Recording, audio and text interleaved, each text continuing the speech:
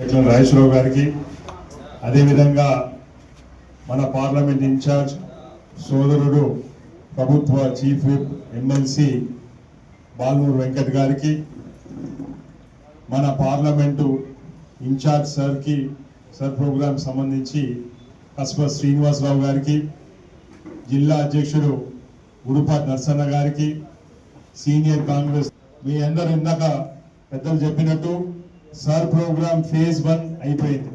మొన్న ఆగస్టు 17వ తారీఖు రోజు మనకు draft electoral list voter list ని ఎలక్షన్ కమిషన్ ప్రకటన చేసింది.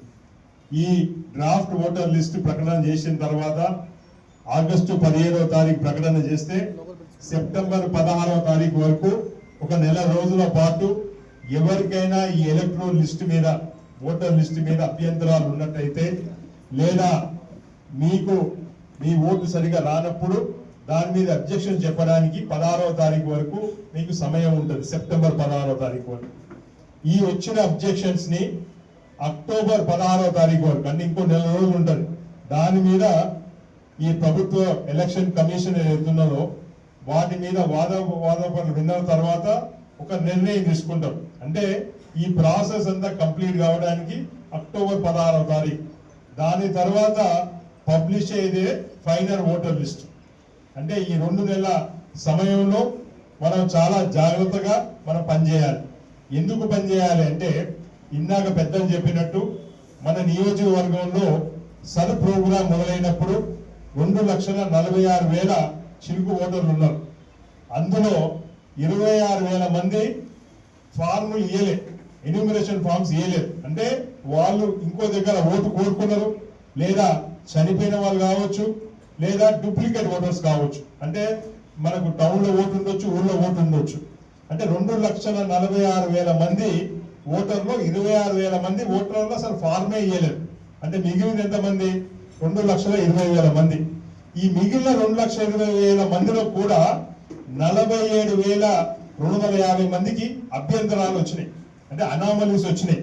అనామలీస్ అంటే పేరు మ్యాచ్ కాకపోవడం, లేదా డేట్ ఆఫ్ బర్త్ మ్యాచ్ కాకపోవడం. మన ఎమ్మెల్సీ గారు వివరిస్తారు 13 రకాల అనామలీస్ ఉంటాయి. అనామలీస్ అంటే ఉన్న వాళ్ళకున్న డేటాకి మనం అంటే ఆధార్ నంబర్ కి దీనికి ఉన్న డేటాకి వ్యత్యాసం ఉండడం, లేదా మన అడ్రస్ కి దానికి ఉండే వ్యత్యాసం ఉండడం. ఇట్లాంటివి 47,000 చిలుకు ఓటర్లు అంటే 47,287 ఓట్లు. ఈ ఓటర్లు ఇప్పటి వరకు వాళ్ళు డ్రాఫ్ట్ ఓటర్ లిస్ట్ లో ఉండొచ్చు, ఎందుకంటే వాళ్ళు ఎన్యూమరేషన్ ఫామ్ ఇచ్చింది కాబట్టి వీళ్ళు ఉంటారు. వీళ్ళకు నోటీసులు వస్తాయి. అంటే దేని మీద వాళ్ళకు అభ్యంతరాలు ఉన్నాయి, లేకపోతే బ్లాక్ లిస్ట్ ఎందుకు పెట్టిందని నోటీసులు వస్తాయి. ఆ నోటీసు వార్ ఫుట్టింగ్ లో పనిచేసినాము, ఒక వార్ రూమ్ పెట్టుకొని అందరూ ఎప్పటికప్పుడు సంప్రదించుకుంటూ చేసినాము.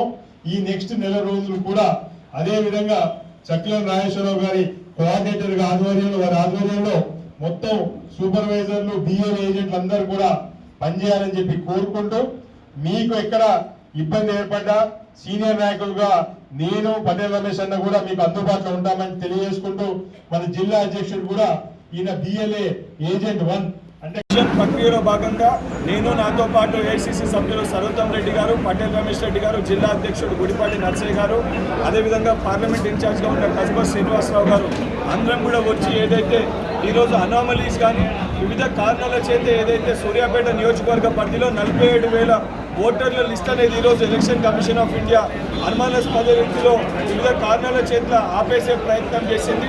అవన్నింటినీ కూడా ఏ స్థాయిలో ఏ రకంగా రెక్టిఫై చేసుకోవాలని చెప్పని సంబంధించిన బిఎల్ఏలకి అవగాహన సదస్సు నిర్వహించడం జరిగింది.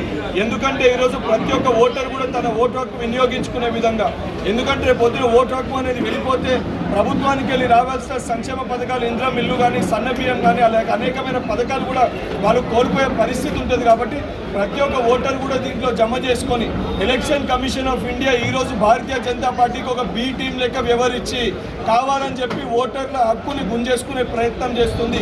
దాన్ని అడ్డుకట్ట వేయడానికి స్థానికంగా ఉన్న కాంగ్రెస్ పార్టీ నాయకులతోటి బిఎల్ఏలు అదేవిధంగా సూపర్వైజర్లు అందరూ కూడా కలిసి పనిచేసి ఏ ఒక్క ఓటర్ కూడా డిలీట్ కాకుండా పూర్తి స్థాయిలో ప్రతి ఒక్క ఓటర్ కూడా ఎన్రోల్ చేసుకునే విధంగా ఈ ప్రక్రియ కొనసాగిస్తాం.